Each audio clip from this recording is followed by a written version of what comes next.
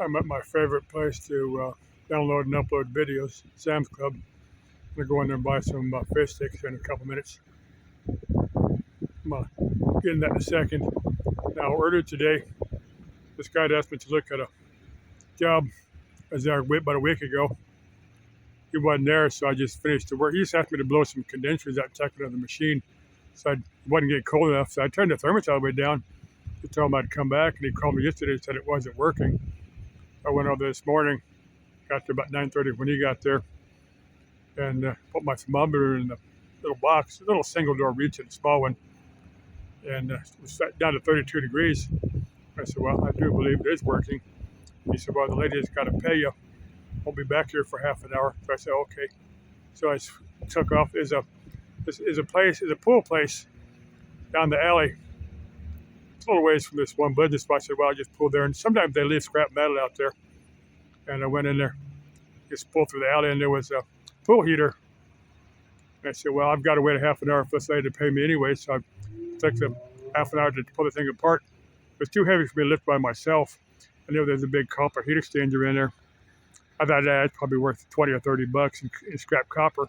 It's a junk machine. There's a 12 volt, there's a 24 volt transformer. I might get to that in a second here also. But anyway, I pulled it apart.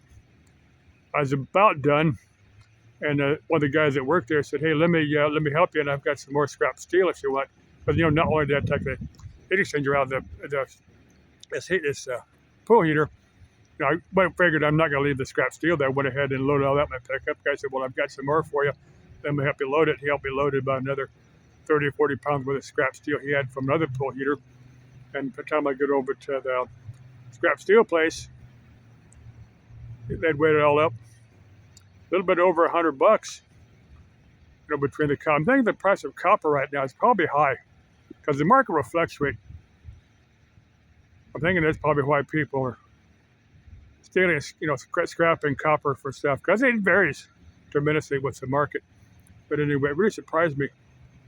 So, when I was loading this thing, I just goofing around myself. I said, well, if I get $100, I wanted to buy another voltmeter, either one from Harbor Freight or one off Amazon.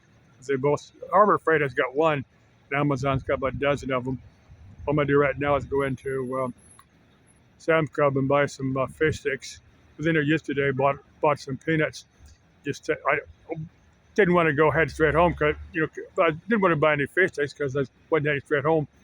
But I'm gonna go in and buy some fish sticks right now because I'm gonna head straight home. It really surprised me that I had over $100 for scrap metal. I almost didn't stop to pick that up because it was too heavy. But I had to spend about half an hour to take it apart. There's a lot of stuff that they'll pay you a lot more if you take it apart and separate individual metals. I can tell you that from a lifetime of selling scrap metal. Remember the old days, my mom, sister, and me would take the old fan motor my father would have.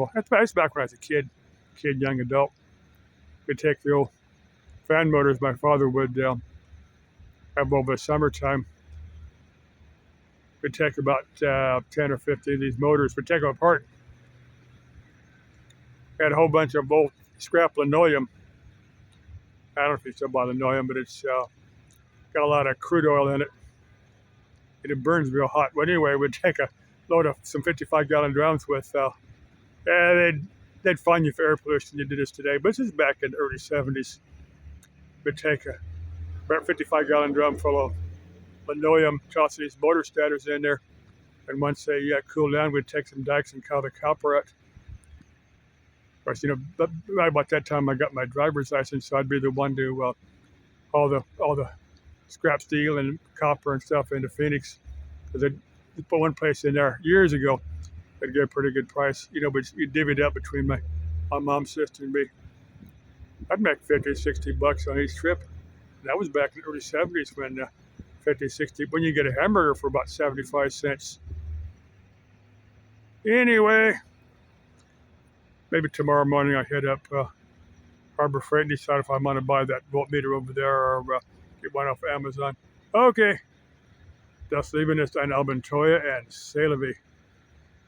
And for that one special chick out there, lieben Sie wohl. And auf Wiedersehen and sayonara.